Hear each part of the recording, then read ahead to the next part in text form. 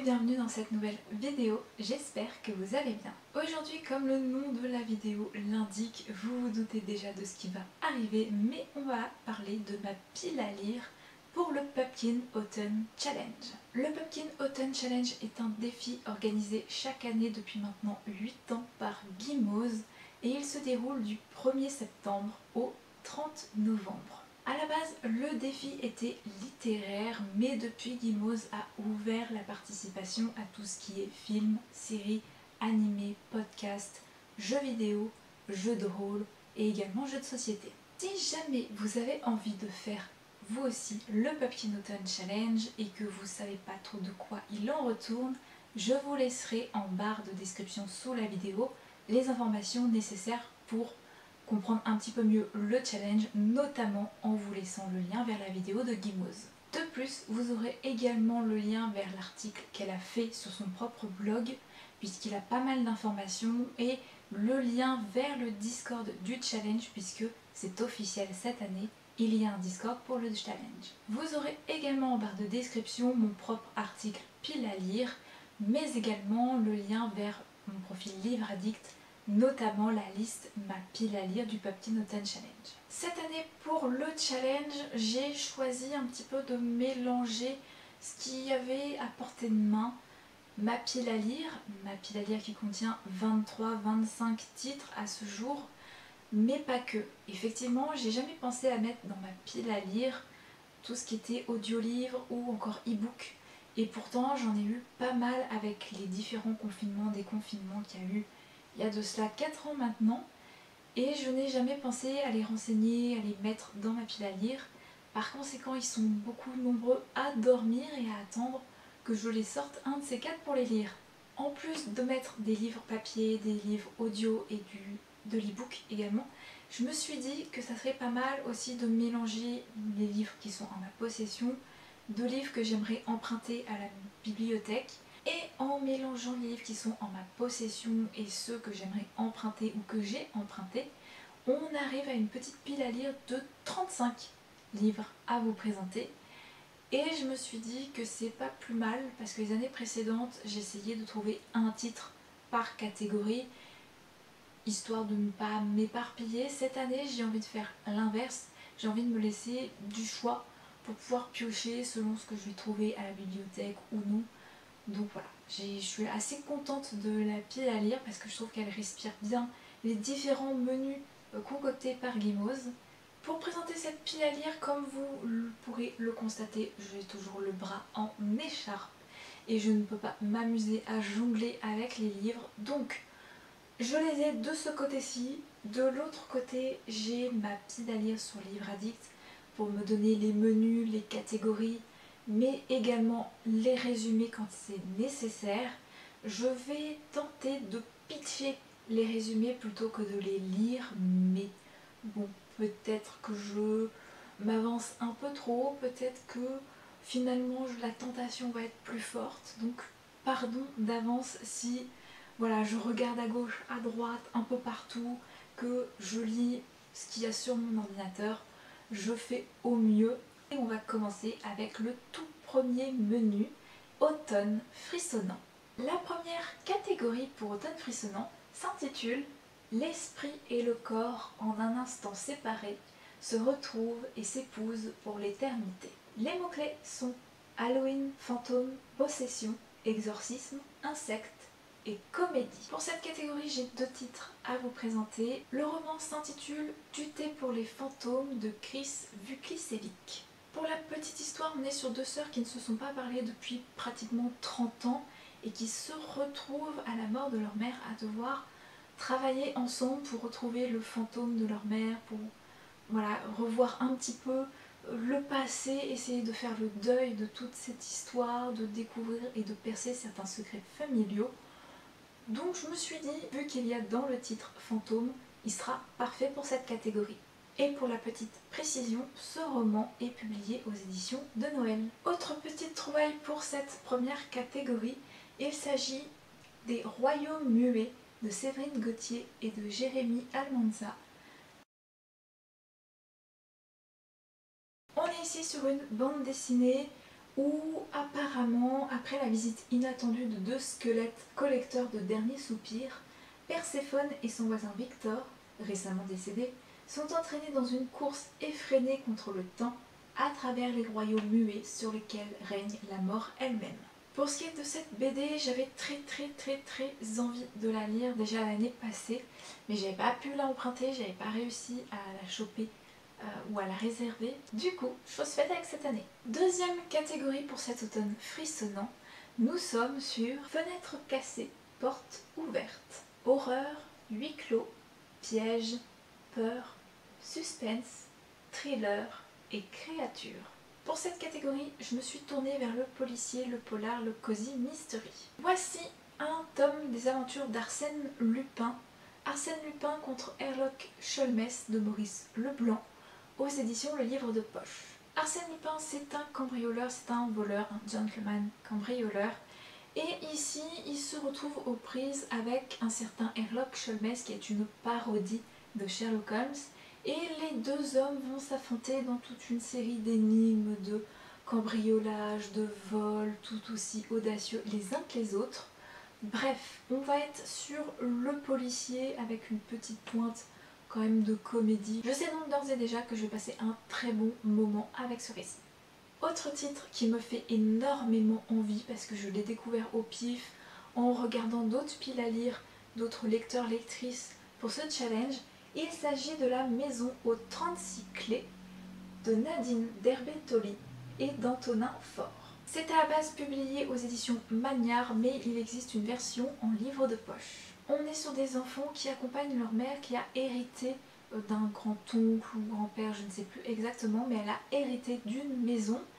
Et quand les enfants débarquent dans cette maison, ils s'aperçoivent que c'est un peu comme la mini Casita d'Encanto, elle est vivante, dans le sens où il y a énormément de pièces à découvrir, d'énigmes, de secrets enfouis, de codes secrets à percer.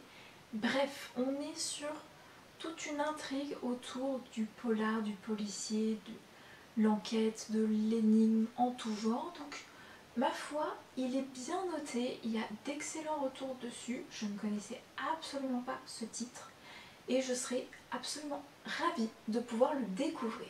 Autre roman qui me ferait énormément envie parce que je trouve qu'il y a un côté très Agatha Christie dans le concept. Il s'agit du Club des amateurs de romans policiers avec notamment le premier tome qui s'intitule Ils étaient 7. Une série en plusieurs tomes, actuellement il y en a 4 et on la doit à Christina Warmer et c'est publié aux éditions Pocket. On est sur l'histoire d'Alicia Finlay qui est une passionnée de polar, de romans policiers et qui se languit de ne pas pouvoir partager sa passion avec d'autres personnes. Elle va donc fonder un club des amateurs de polar. Ils sont 7, mais vous allez voir que très vite tout le monde va déchanter puisqu'il semblerait que un des membres va être victime d'une tentative de meurtre, un autre d'empoisonnement. Vous avez un petit peu compris ce qui risque de se passer à ce pauvre club et je suis impatiente de pouvoir le découvrir à mon tour.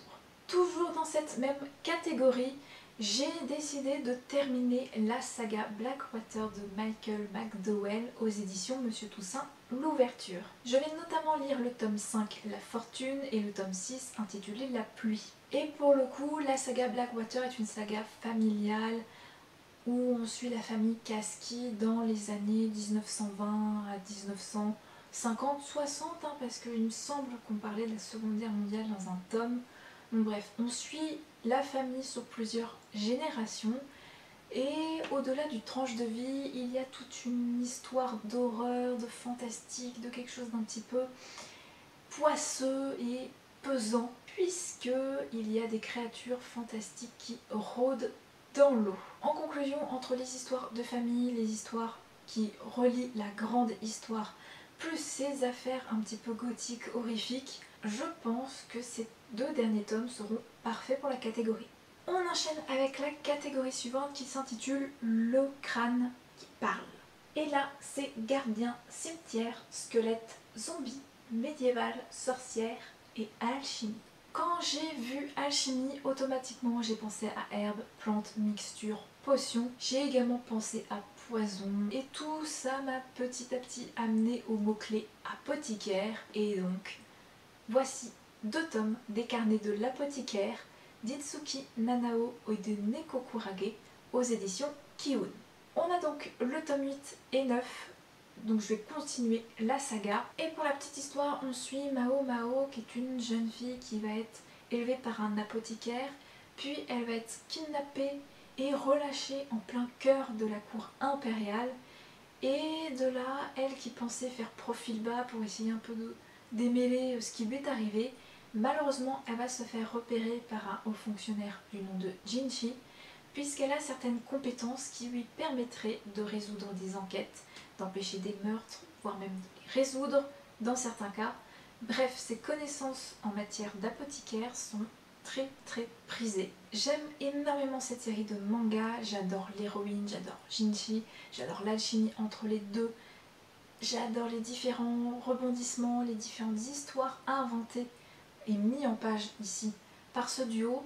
Donc je suis plus qu'impatiente de savoir ce qui va se passer dans les tomes 8 et 9, vu le cliffhanger assez énorme qu'il y a à la fin du tome 7. Dernier livre pour cette catégorie, il s'agit d'Orgueil et Préjugés et Zombies. On doit ce roman à Seth Graham Smith, qui reprend évidemment le roman Orgueil et Préjugés de Jane Austen. Ce roman, c'est le premier e-book que je vous présente dans ma pile à lire.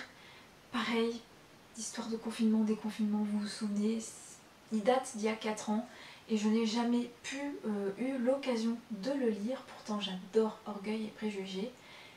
Je suis pas une fan de zombies, mais alors pas du tout, mais je me suis dit, en ayant le côté Orgueil et Préjugés, peut-être que ça matchera davantage. L'histoire, je pense que vous vous en doutez, elle reprend les codes, les grandes lignes d'Orgueil et Préjugés et y incorpore une bonne dose d'horreur et de zombies. En gros, ce titre, je suis assez curieuse de savoir ce que je vais en penser.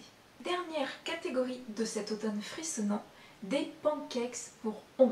Science-fiction, dimension parallèle, espionnage, extraterrestre, super pouvoir. Je vais sortir de ma pile à écouter un roman audio, le premier que je vous propose dans cette sélection.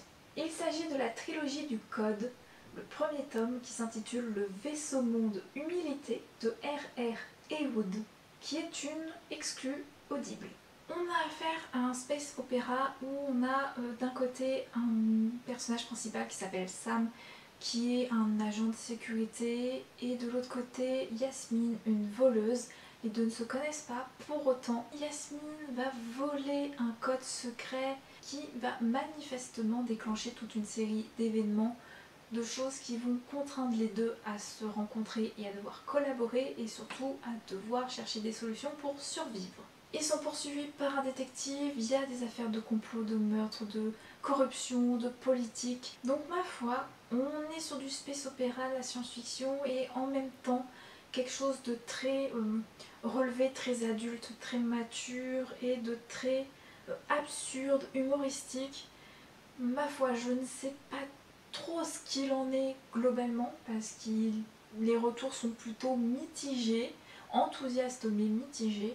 Donc je suis impatiente de pouvoir le découvrir. J'ai choisi ce titre parce que le résumé m'interpellait, mais aussi parce que je cherchais à écouter un livre audio vraiment de science-fiction pure et dure, de space opéra au planète opéra. Et quand j'ai vu que la personne qui lisait ce livre est un comédien dont j'apprécie le travail en termes de voix, il s'agit de Loïc Houdré qui fait la voix française par exemple de Vernon Roche dans The Witcher 3. Donc je me suis dit, ça pourrait être sympa de faire matcher les deux, parce que j'aime beaucoup dans les livres audio, c'est la voix. C'est vraiment ce qui détermine l'achat ou non d'un livre audio. Donc voilà, je me suis dit, un comédien que j'apprécie, plus une histoire qui a l'air assez intéressante, intrigante, du moins qui pique ma curiosité. Qu'est-ce que ça va donner le mélange, l'ensemble? Je ne sais pas, peut-être que je vais être complètement passée à côté ou déçue, mais en tout cas je suis curieuse de découvrir ce livre audio. Autre roman que je compte lire durant ce Popkin Autumn Challenge pour cette catégorie en particulier, il s'agit de l'intégrale de Steam Sailors d'Ellie S. Green aux éditions Gulfstream. Laissez-vous porter par les vents à bord de l'héliotrope pour un voyage inoubliable, des îles suspendues jusqu'aux profondeurs de la Terre, accompagner son équipage de pirates aux côtés de la jeune Prudence, à la recherche de la mystérieuse cité impossible des alchimistes et de leurs secrets oubliés. C'est un roman de science-fiction, il m'en fallait pas plus pour le classer dans cette catégorie. Et ma foi, pour avoir adoré le premier tome, je suis déjà ultra heureuse d'avoir en ma possession cette intégrale qui comprend les 3 tomes, plus un préquel et d'autres surprises. J'espère, cette fois-ci, cette année, c'est la bonne, je vais pouvoir le lire. On va maintenant changer d'ambiance puisqu'on quitte les frissons, le gothique, l'horreur, le frissonnant, les zombies et les squelettes pour aller se réfugier dans quelque chose de beaucoup plus cosy, douillet, mignon. Il s'agit du deuxième menu, automne, douceur de vivre. La première catégorie s'intitule Take Care of Cinnamon Homes. Automne, tendresse, foyer, famille, singularité, cosy, gourmandise. Le premier roman, c'en est un que j'ai emprunté qui me faisait envie depuis des années parce qu'il a cette thématique un peu animaux du bois de Katsu, du coup plus récemment Mémoire de la forêt.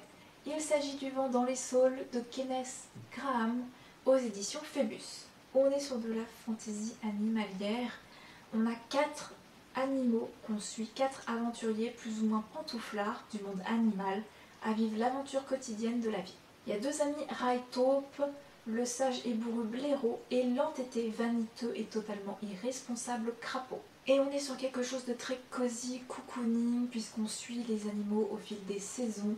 Et on nous parle tout un tas de choses, de la peur, de l'amitié, du désir d'ailleurs, de la perte, de l'abandon et même de l'espoir.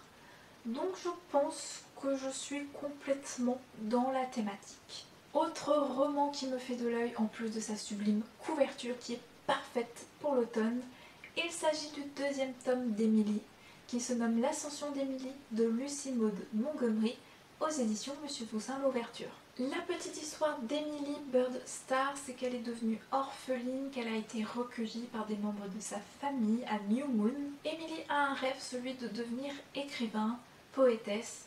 Elle écrit énormément de poèmes, elle écrit des lettres, elle écrit aussi des histoires, des romans. Et c'est son rêve le plus cher et elle va absolument tout faire pour devenir l'autrice qu'elle rêve d'être. Emily, c'est aussi une petite fille, maintenant adolescente dans ce 2e tome, qui est beaucoup plus téméraire, beaucoup plus tempétueuse. Elle a quelque chose d'Anne pour l'ode à l'enfance, pour ce côté imagination, pour ce côté sensibilité aux choses qui l'entourent. En revanche, elle est beaucoup plus impétueuse, beaucoup plus mélancolique et taciturne, beaucoup plus rentre dedans. C'est une autre personnalité, mais elle n'en demeure pas moins attachante et je suis impatiente de voir ce que l'autrice nous réserve pour ce tome 2 puisqu'apparemment elle va aller faire ses études dans une autre ville, vivre avec une tante qu'elle déteste absolument, mais elle n'est pas seule dans cette histoire puisque tous ses amis la rejoignent. Je sais d'ores et déjà que je vais passer un excellent moment avec ce nouveau tome. Dernier roman pour cette catégorie que je souhaite emprunter et encore je ne sais pas si je pourrais parce que concrètement il est toujours dans la hype en ce moment et qui correspond parfaitement à la saison et à cette catégorie en particulier, donc je ne sais pas si je pourrais le réserver et l'emprunter voire même le lire. Néanmoins je sais que je l'aurai toujours de côté au pire pour les prochains Pumpkin Autumn Challenge. Il s'agit de Légende et Latte de Travis Baldwin aux éditions Inis. On est sur une orque mercenaire qui décide de changer de vie pour ouvrir un genre de taverne auberge. Et de là, elle va rencontrer plusieurs personnages. Probablement qu'on va avoir tout un tas d'histoires de nourriture et de boissons à partager, de tranches de vie. Ça a l'air très cosy, il y a d'excellents retours sur ce roman. Donc je suis impatiente de le découvrir puisqu'il fait partie de la cosy fantasy. On passe à la catégorie suivante qui s'intitule La délicieuse malaventure de Sadima. Conte, réécriture, adolescence, féminisme, déconstruction et genre. J'ai donc déjà classé Prospérine, point et la phrase sans fin de Laure d'Argelot aux éditions Le Livre de Poche. On est sur À demi-mot qui est une petite bourgade et les habitants polissent et réparent les lettres tout au long de l'année.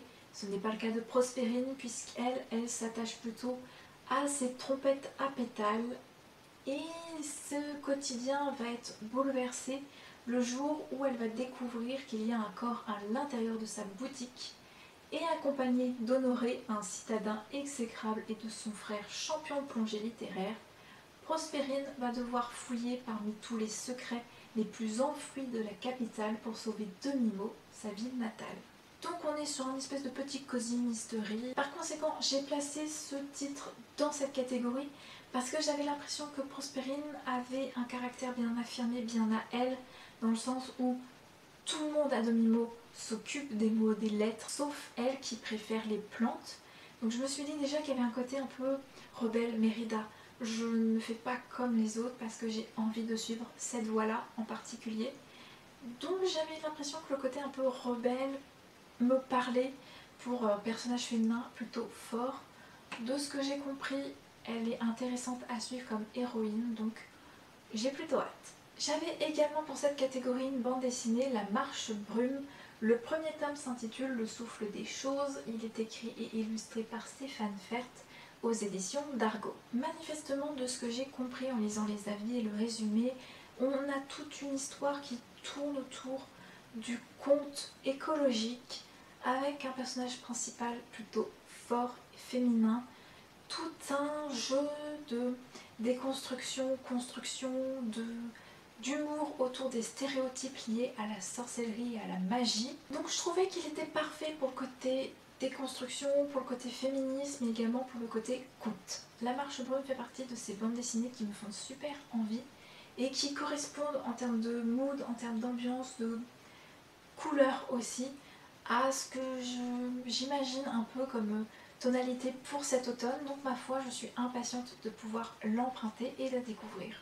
On va se tourner cette fois-ci du côté des e-books. Une trilogie qui date puisqu'elle a maintenant près de 10 ans, je crois bien. Il s'agit des Contes des Royaumes de Sarah Pinborough avec Poison, Charme et Beauté. Poison, c'est certainement la réécriture de Blanche-Neige. Charme, c'est la réécriture de Cendrillon. Et Beauté, la Belle au bois dormant. C'est donc tout naturellement que je les ai classés dans cette catégorie où on parle de contes, de réécriture, de féminisme aussi, puisque ce sont les personnages principaux de ces histoires. Donc j'ai hâte, parce que c'est vrai qu'à l'époque, il y a 10 ans maintenant, ils étaient partout. Je les voyais partout sur les blogs, les réseaux sociaux, Booktube aussi. Donc je suis plutôt curieuse, même si c'est à post-hype, mais je suis plutôt curieuse de m'en faire mon propre avis. Je continue dans Automne douceur de vivre avec la catégorie suivante. Cad, je suis contente d'être tombée de cet arbre. Amitié, aventure, bande dessinée, anxiété, santé mentale, lumière. Tout d'abord, cette catégorie me fait ultra plaisir puisqu'il s'agit d'une référence à Lightfall de Tim Roberts aux éditions Gallimard Jeunesse. Vous savez à quel point j'adore cette bande dessinée, donc je ne peux que vous encourager à la lire si ce n'est déjà pas fait. Pour ma part, j'ai 2 bandes dessinées que je compte emprunter à la bibliothèque. J'ai donc décidé de lire Oki de Myriam Bonastre-Tour aux éditions Dupuis. On est manifestement sur une histoire de jumeaux qui descendent d'une prestigieuse famille. Ils sont supposés prendre le bus pour aller à l'école de magie, sauf qu'ils l'ont raté ce bus. Donc ils vont essayer de chercher un précepteur sans rien dire à leurs parents. Manque de peau, tous les sorciers magiciens sont pas forcément ultra bienveillants. Certains sont même à nager, surnager dans des complots divers et variés. Et manifestement, les jumeaux vont se retrouver empêtrés dans toute une histoire qui vont les amener à être détestés par la communauté magique. Bref, voilà, ça va pas leur faire du bien, mais pour nous c'est une bonne chose puisque on va pouvoir se régaler à découvrir leurs aventures. En ce qui me concerne, Oki, ça fait un moment que je lorgne dessus. Donc ma foi, j'espère pouvoir les emprunter cet automne, sinon ce sera l'automne prochain. Mais j'ai vraiment hâte de pouvoir découvrir cette bande dessinée parce que j'aime beaucoup les illustrations, le style graphique. Et je trouve que l'idée est plutôt sympathique, intéressante, donc j'ai hâte de voir ce qu'il en retourne. Autre bande dessinée, autre comics qui me tente de fou, il s'agit du Sad Ghost Club, qui est écrit et illustré par Liz Meddings et dont les tomes sont édités aux éditions Hachette. Vous êtes-vous déjà senti seul ou anxieux, anxieuse, comme si vous n'aviez votre place nulle part et que vous étiez invisible? Trouvez votre famille d'âme avec le Sad Ghost Club. Je pense que je suis parfaitement dans les thèmes clés, notamment lumière, anxiété, santé mentale. donc amitié également. Donc je pense qu'on est sur quelque chose d'assez cosy, d'assez intéressant sur le plan philosophie, message. Donc là aussi, une totale découverte. Je ne connaissais pas avant de poser mes yeux sur certaines piles à lire qui le mettaient ici. Par conséquent, le résumé, la couverture, le concept, tout m'intrigue et m'interpelle. Donc j'espère vraiment pouvoir le choper et m'en faire mon propre avis. Parce qu'écoutez, je suis plutôt curieuse. Troisième livre de cette catégorie, c'est un livre qu'il me faut acheter, que j'ai prévu de prendre pour septembre. Mais je sais qu'au moment où je tourne cette vidéo, à savoir le 31 août, il est déjà sorti dans les librairies. Il s'agit du troisième tome de la maison Chapelier de Tenzin Merchant aux éditions Gallimard Jeunesse. Pour éviter tout spoil, je vais me contenter de donner quelques éléments clés du résumé du tome 1. Un grain de folie et de la magie au bout des doigts, tel est l'adage de la famille Chapelier qui fabrique des chapeaux magiques de génération en génération. Et le premier tome nous emmenait aux côtés de Cordelia Chapelier qui a vu son père disparaître dans de conditions un petit peu mystérieuses, mais qui est persuadée qu'il est toujours vivant quelque part et qu'elle doit absolument le retrouver. On évolue donc dans le Londres du XVIIe, XVIIIe siècle, si je ne dis pas de dannerie, et on est sur un Londres qui est constellé d'artisans magiques. En plus de l'aventure, vous avez toute une histoire de magie et toute une histoire aussi liée au complot, aux disparitions, de l'enquête, bref. C'est très varié comme ingrédient, mais c'est très plaisant à lire. J'étais curieuse de savoir, vu le final du tome 2, je espérais quelque part un tome 3 parce que j'adore cette saga, mais je savais que s'il se terminait avec le tome 2, ça marchait également. Mais vu le résumé du tome 3, vu qu'on va aller un peu sur les flots, voguer très loin et découvrir d'autres contrées avec d'autres types d'artisans, je suis, ma foi, impatiente de pouvoir découvrir ce que l'autrice nous a concocté. On continue avec la dernière catégorie de cet automne douceur de vivre. Je crois bien avoir songé qu'à vous seul. Orgueil, préjugés, amour, célibat, classique, sarcasme, verve et satire. C'est une catégorie nommée en référence à Orgueil et préjugés, et comme j'adore ce roman et ses adaptations, je me suis fait un petit peu plaisir sur cette catégorie. 2 romans empruntés à la bibliothèque sous les étoiles de Bloomstone Manor de Marie Hochard, qui est publié aux éditions Casterman. On est ici avec Agathe Langlais qui a 19 ans en cette année 1898, et contrairement aux attentes de ses parents, la jeune femme boude les bals mondains et ne vit que pour l'astrophysique. Compétence qu'elle étudie en cachette, évidemment avec la complicité de sa gouvernante. Les Langlais quittent du coup Londres pour s'installer à la campagne, et Agathe va faire la connaissance de l'excentrique voisin Lord Nathaniel Stone. On est là sur un roman qui mêle historique, romance, avec une héroïne forte qui étudie l'astrophysique. On va donc parler forcément d'étoiles, de planètes, ce qui moi me fait grave plaisir. Et en plus de ça, il est bien noté, il y a de très bons échos dessus. Il me faisait envie depuis qu'il était sorti, en plus de ça. Donc je suis impatiente. Voilà, quête d'indépendance, amour secret, féminisme, découverte scientifique. Bref, je suis très contente d'avoir pu l'emprunter complètement au pif. J'étais pas venue l'emprunter à la base, donc écoutez, j'ai sauté sur l'occasion. Je reste à peu près dans la même époque puisque nous sommes ici dans le Londres du 1878 avec La saison des disparus de Matthew Sylvander aux éditions L'École des loisirs. Nous suivons donc les jeunes sœurs Morwood qui s'attendent à découvrir les charmes de la vie mondaine, robes de bal, réception, palais doré, belle duchesse, et chaperonnées par leur tante qui doivent veiller sur leur vertu, Éléonore et Elisa font la connaissance d'un fringant journaliste français, d'un riche héritier un peu coincé et d'un fantasque comte valaque. Mais tout n'est pas que valse, révérence et mouchoirs semés à tout vent. À la même période, les journaux évoquent de mystérieuses disparitions d'enfants dans plusieurs villes d'Europe. Et si Londres était la prochaine sur la liste? Le petit bordereau nous vend une histoire à mi-chemin entre Orgueil et préjugés et Sherlock Holmes. Donc, je me suis dit qu'avec le résumé, ça correspondait. Je suppose qu'à défaut d'être vraiment proche de Sherlock Holmes, on doit avoir une petite vibes enquête, polar, cosy mystery. Et de l'autre côté, quelque chose de très proche d'Orgueil et Préjugés pour des questions de bal mondain, de romance. Je suppose que le résumé, tout comme le titre, même si les avis sont plutôt mitigés, moi perso je suis très curieuse parce que il me tentait depuis sa sortie. Je continue sur la vibe Jane Austen avec notamment le cercle littéraire des amoureux de Jane Austen de Nathalie Jenner, publié aux éditions Hauteville. En gros, nous sommes dans les lendemains de la Seconde Guerre mondiale. Le domaine de Jane Austen est complètement tombé dans l'oubli. Il s'étiole, il va même être vendu au plus offrant. Et c'est une jeune actrice qui va s'entêter à vouloir retrouver ce domaine, l'acheter et le sauver pour assouvir sa passion pour Jane Austen, permettre à cet endroit de revivre, et elle va trouver sur son chemin la route d'un jeune fermier désabusé, et les deux vont devoir manifestement travailler de concert pour restaurer la demeure de la romancière. J'aime beaucoup l'allusion au cercle littéraire des amateurs d'épluchures de patates que j'ai bien aimé. Très bon roman épistolaire. Donc je me dis que la référence doit pas être que dans le titre, il doit y avoir cette ambiance, cette petite vibe aussi. On rajoute le tout avec du Jane Austen. Je pense que ça va être un roman très intéressant à lire et j'ai eu des bons retours dessus, donc ma foi, je suis curieuse de pouvoir mettre mon nez dedans. Ensuite, j'aimerais beaucoup lire un e-book que j'ai dans ma pile à lire, qui s'agit de Coup de foudre à Austenland de Shannon L, qui est publié aux éditions Pocket pour le format poche, mais en grand format c'est Charleston.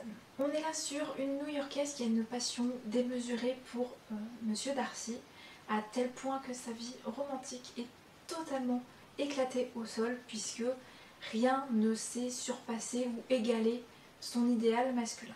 Mais une tante va lui léguer en héritage un séjour de 3 semaines dans un jardin à Pembroke Park, qui manifestement est le lieu où on peut vivre, se déguiser en héroïne de Jane Austen. Je suppose qu'il va y avoir une histoire de romance, sinon ça ne s'appellerait pas Coup de foudre à Austenland. Pareil, ça fait un bout de temps qu'il est dans ma pile à lire côté e-book, donc je suis plutôt curieuse de fermer cette parenthèse Austen avec quelque chose d'un petit peu plus contemporain. Voici le dernier menu que Gimoz nous a concocté, c'est le menu de cette 8e édition, automne crépusculaire. Première catégorie, le règne des phalènes. Âme, vie, mort, messager, magie, transformation, ombre, animal, nocturne. 2 titres me sont venus instantanément à l'esprit. Voici le premier, le second tome de Cursebreakers de Brigitte Kéméraire, qui est ici aux éditions Le Livre de Poche, mais qui en grand format est publié chez Crajo. Voici donc un cœur si loyal et solitaire.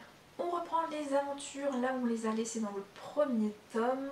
On va donc retrouver Ren et Harper d'un côté, mais de l'autre côté on va trouver 2 nouveaux personnages, une ancienne connaissance et une toute petite nouvelle. Je n'en dirai pas plus puisque c'est la suite directe du premier tome. Je vais éviter de vous gâcher la découverte si vous ne l'avez pas lu. En tout cas, pour faire courte, Cursebreakers, le premier tome était une sorte de réécriture dans les grandes lignes de La Belle et la Bête. Harper, qui venait de notre monde, se retrouve projeté dans un univers, dans un château qui est à la fois très sombre, angoissant, inquiétant, puisque le prince est victime d'une malédiction. Et de l'autre côté, c'est quand même tout un univers enchanteur, de magie. Je vous laisse faire votre petite découverte s'il vous intéresse. Moi en tout cas, c'était un gros coup de cœur pour le premier tome, malgré les couacs, malgré les petits défauts dont il a fait preuve. Donc je suis impatiente de pouvoir découvrir ce que l'autrice nous a concocté pour ce tome 2 et savoir si les quelques défauts que j'avais soulignés ont été gommés ou pas du tout. Autre titre qui me fait vraiment envie pour cette catégorie, c'est le nouveau roman de Frances Hardinge qui s'intitule Tisseur de sorts aux éditions Gallimard Jeunesse. Au pays de Raditz, tout le monde risque de se voir jeter un sort et d'être par exemple transformé en héron ou privé de son ombre. Seule Kellen possède le don de délier les sorts.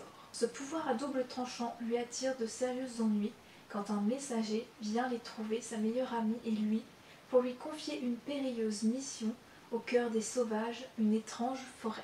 Par conséquent, vous devez vous douter de pourquoi je l'ai classé dans cette catégorie.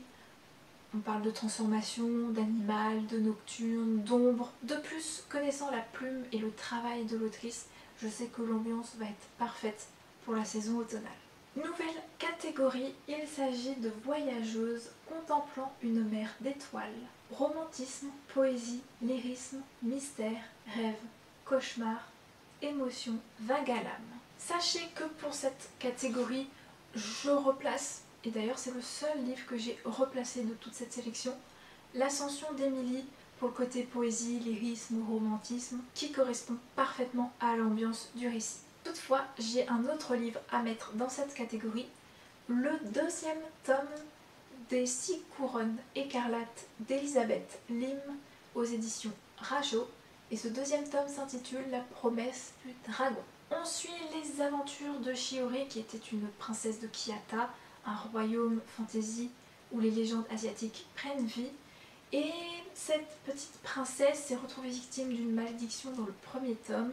Elle ne pouvait plus parler, ses frères ont été transformés en grues et le moindre mot prononcé tuerait un de ses frères. Shiori va donc voyager, elle va même devoir s'allier à son fiancé qu'elle avait éconduit pour espérer briser la malédiction, récupérer son trône également. Et dans toute cette aventure, dans tout cet univers incroyable que l'autrice avait créé, il y avait tout un espace dédié aux dragons, et notamment ici à une relique que les dragons souhaitaient récupérer et qui était à Shiori. Au vu des retours, au vu du résumé, si je pense percer la légende que l'autrice va réécrire avec ce tome-ci, je pense que je ne me trompe pas de catégorie. Dans tous les cas, il y a de la romance de toute façon, la plume est assez poétique, lyrique. On a également tout ce qui tourne autour des dragons qui sont assez mystérieux, fascinants. Bon, vraiment, je pense pas être à côté de la plaque. De plus, je me suis précipitée pour l'acheter à sa sortie dans sa très très belle version. Je suis impatiente de lire la suite et la fin, puisqu'il s'agit également du dernier tome de cette saga. Troisième catégorie, la chute de l'or ailé. Ange déchu, éthéré, prophétie, mémoire, roman choral, fleurs, envoûtant, évanescent. Techniquement, soit aujourd'hui, soit demain, j'aurai fini les 2 tomes du Prieuré de l'Oranger que je suis en train de lire depuis maintenant 1 an et demi. J'ai fait exprès de prendre vraiment mon temps pour lire ces 2 tomes, parce que c'est quand même un univers qui est très dense, une histoire qui est très fournie en détails et en personnages, en rebondissements. Donc je vais pouvoir enfin me plonger dans une autre saga, notamment 2 tomes qui sont dans ma pile à lire depuis plus d'1 an maintenant et que j'avais déjà mis pour le Pumpkin Autumn Challenge de l'année passée. Il s'agit de la duologie Six of Crows de Leigh Bardugo aux éditions Le Livre de Poche, ici format poche. C'est les éditions Milan, il me semble, pour le grand format. On est donc ici dans l'univers du Grishaverse et concrètement, je ne sais même pas si je vais faire un résumé d'une duologie qu'on a vue absolument partout, que beaucoup connaissent. Néanmoins, au cas où, on est sur les bas-fonds de Ketterdam, où des gangs s'organisent de manière plus ou moins sous fond de rivalité, en quelque sorte. Et l'homme le plus ambitieux et le plus jeune de la pègre est Kaz Breaker. Aussi brillant que mystérieux, aussi charismatique que dangereux, et surtout connu pour être un voleur hors pair. Prêt à tout pour de l'argent, il accepte la mission du riche marchand Van Eck, délivrer un savant du palais de glace réputé imprenable. Et on doit à ce prisonnier l'invention d'une drogue multipliant sans limite les pouvoirs surnaturels de la caste des magiciens, les Grisha. Drogue qui, si elle tombait entre de mauvaises mains, risquerait d'engendrer un chaos irréversible. Il me semble que ces romans rentrent dans la catégorie roman choral, puisqu'on suit plusieurs points de vue de mémoire. Et si je l'ai classé aussi là-dedans, c'est pour le côté un peu envoûtant, fascinant, mystérieux, le côté peut-être un peu bas-fond, le côté un peu secret. Je sais pas, il y avait quelque chose qui me poussait à mettre Six of Crows dans cette catégorie.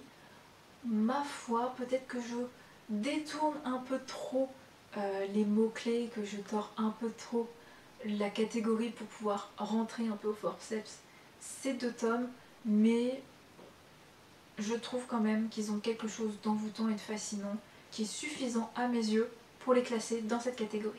De plus, comme j'avais adoré Le Chant des Ronces, j'étais impatiente de pouvoir enfin lire cette saga et me plonger dans le Grishaverse de manière un peu plus poussée. Dernière catégorie de l'automne crépusculaire, le crépuscule des Cides.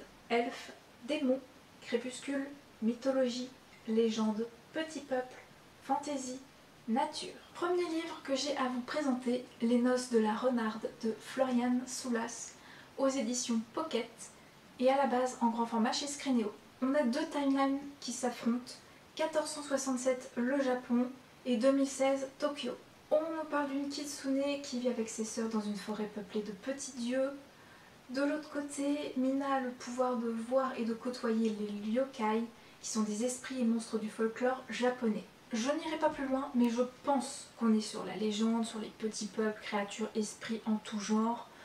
Je me dis que c'est parfait pour la catégorie. De plus, depuis qu'il était sorti en grand format, j'étais hyper tentée pour le lire, donc ma foi, je suis ravie de l'avoir en poche. Pour terminer cette catégorie, j'ai classé deux mangas. Une suite de mangas, à savoir Minuscule. C'est un manga de Takuto Kashiki aux éditions Komiku et je vais lire, en tout cas j'espère pouvoir emprunter les tomes 4, 5 et 6. Akume et Mikoshi mesurent 9 cm et vivent dans la forêt. Elles habitent dans un tronc d'arbre, se déplacent à dos de scarabée et elles construisent également des tentes avec des feuilles de mandarinier. C'est un manga cosy, tranche de vie, on est au cœur de la nature, petit peuple. Je trouve qu'il était parfait pour cette catégorie. Et l'autre manga, c'est un premier tome que j'aimerais énormément lire, c'est La sorcière aux champignons. C'est un manga des éditions Glénat qui est écrit, illustré par Tachibana Higuchi. Et on y suit Luna, la sorcière qui habite au fond d'une sombre forêt et fait pousser des champignons vénéneux sur son passage. Les villageois la craignent et la fuient car ils ignorent qu'elle œuvre uniquement dans le but de les aider. Par conséquent, ces deux mangas qui me font de l'œil, ces deux mangas qui m'intéressent énormément, qui rentrent dans ce côté très nature, sorcellerie, magie, ça va aussi bien dans la catégorie que dans le Pumpkin Autumn Challenge en général.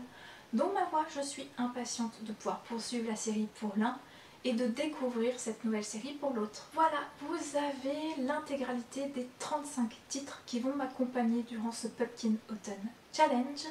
N'hésitez pas à vous emparer de l'espace commentaire, histoire de me faire vos retours sur cette pile à lire, de me donner aussi vos propres piles à lire. Je serais ravie et très curieuse de savoir ce que vous comptez lire cet automne. N'oubliez pas de regarder sous la vidéo, la description contient plein de liens pour vous aider, pour vous donner d'autres informations complémentaires sur cette pile à lire et sur le Pumpkin Autumn Challenge.